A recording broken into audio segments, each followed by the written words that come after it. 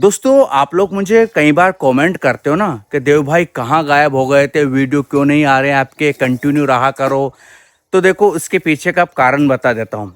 YouTube तो हमारा ख़त्म हो ही चुका है, उस पर तो व्यूज़ वगैरह आते ही नहीं हैं, है ना। यानी कि इनकम बिल्कुल ज़ीरो है।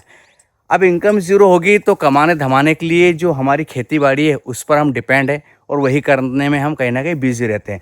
इस वक्त मैं अपने खेत पर हूँ। ये मेरा खेत है, छोटा सा है, आधा बीघा के आसपास खेत है। और यहाँ पर दवाई छिड़कने आया था, और सारा काम खेती का मेरे ऊपर ही। अभी ये सोयाबीन लगी हुई है, ये देखो ये ईल खा रही है बहुत ज़्यादा। और किसान की हालत तो देश में भाई बहुत ख़राब है। जैसे मोदी जी ने कहा ना हाल फिलहाल में लाल किले के प्राचीर से कि हम 5,000 की डीएपी 1350 में देते हैं और 3,000 की यूरिया हम 300 में देते हैं। ऐसा कुछ भी नहीं है भाई। डीएपी ज़रूर थोड़ी सस्ती मिलती है, मतलब यूरिया खाद ज़रूर सस्ता मिलता है। बाकी डीएपी जो 1350 है ना, हमने तो 2150 में लिए इस बार टोकन से। और खाद के लिए लाइन जिस तरह की लगाना पड़ती है पूरा देश जानता है। और दवाइयों के रेट जिस हिसाब से बढ़ रहे हैं ना, किसान आमदनी अठन्नी है किसान के साथ, और खर्चा रुपया है। यानी कि सबसे ज़्यादा अगर हालत ख़राब है ना इस देश में, तो वो किसानों की होती जा रही है। ये यकीन मान के चलिए, ये मेरा अपना अनुभव। मैं तो किसान हूँ, मैं तो सब चीज़ को समझ रहा हूँ। यानी कि हर चीज़ के रेट बढ़ते जा रहे हैं, बस किसानों की फसलों के दाम जब बेचना होता है ना, तब बिल्कुल डाउन रहते हैं। और क्या ही बताएं, मतलब एनसीआरबी के जो डेटा कहते हैं ना, उसमें आपको पता ही है कि सबसे ज़्यादा इस देश में किसान आत्महत्या करते हैं। भाई करे क्यों ना।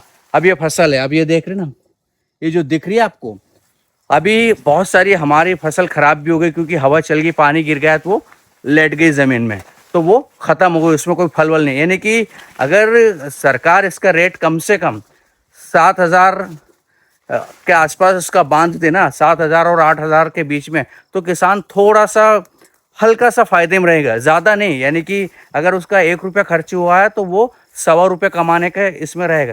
लेकिन अगर यही 4,000 रुपये बिकती है, 4 साढ़े 4, इस बार ज़रूर थोड़े से रेट बढ़े थे, बाकी 4 साढ़े 4 के बीच में बिकती है, तो भाई कुछ नहीं बचता है किसान को। तो यही हालत है हमारी, इसलिए हम वीडियोस नहीं बना पाते हैं। घर में करने वाले अभी अकेले हैं, पिताजी इतना भारी वजन उठाते नहीं हैं, तो बस खेती बाड़ी में लगे रहते हैं। ये तीसरी बार हम दवा छिड़क चुके हैं, अभी तो एक बार और छिड़कनी है। और दवा कितने रुपए हैं?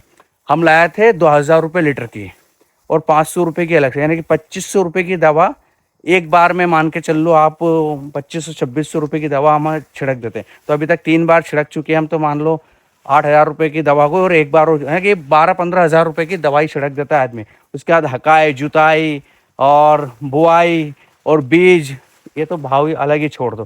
तो इसलिए भाई किसानों की हालत ख़राब है। मैं तो ये कहूँगा अगले जन्म में किसान न कीजो, लेकिन अब हो गए हैं तो भुगत रहे हैं। ये तो इसलिए हम वीडियोस नहीं बना पाते हैं यहाँ। ये हमारी बाइक रखी है, बारिश नहीं हुई तो यहाँ तक आ गई, नहीं तो पैदल आते वहाँ तक। तो भाई ये हैं, और देश की स्थिति तो देख ही रहे हैं।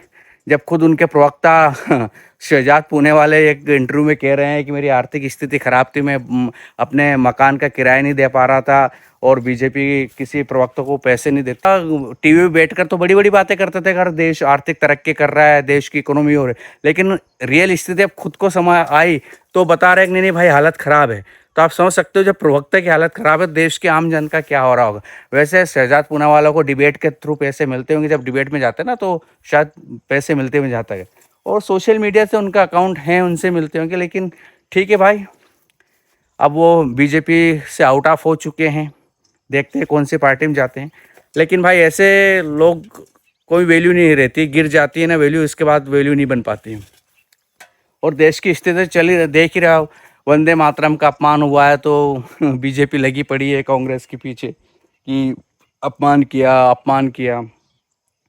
इस देश में ऐसा प्रधानमंत्री या ऐसे एक सरकार की ज़रूरत है जो पूरी तरह से पब्लिक के करीब वाली हो, पब्लिक को समझे। जो पब्लिक में आर्थिक असमानता बढ़ रही है इसको समझे, बेरोजगारी जो है उसको ख़त्म करे, इस देश में पर कैपिटा इनकम में बेहतरीन सुधार हो, बेहतरीन हॉस्पिटल हो, बेहतरीन एजुकेशन हो, इस तरह की ज़रूरत है। और यहाँ तो बस हिंदू मुसलमान धर्म राष्ट्रवाद, इतने फालतू के मुद्दे शायद ही किसी कंट्री में होंगे जो हमारे देश में। और इसी वजह से देश की हालत और दयनीय होती जा रही है। चाइना क्या क्या कर रहा है और हम देख लो। देखिए पूरी तरह से भाई हालत ख़राब है यकीनन, पूरी तरह से। खैर चलो, मेरा हाथ दर्द कर रहा है, स्टैंड भी नहीं है पास, जाता हूँ घर और रेस्ट करता हूँ। देखते हैं 1-2 दिन बाद अगर टाइम मिला तो ज़रूर आपसे मुखातिब होंगे। पर अभी भी 2 सितंबर के आसपास हमारी पेशी है। बसें मिल नहीं रही है, मतलब 4-5 हज़ार रुपये का खर्च होता है बस से, और ट्रेन ऑलरेडी बुकिंग चल रही है, बहुत सारी प्रॉब्लम। चलो हम बताएं किसी एक वीडियो में बनाकर, और अभी तो चलते हैं घर। Good bye.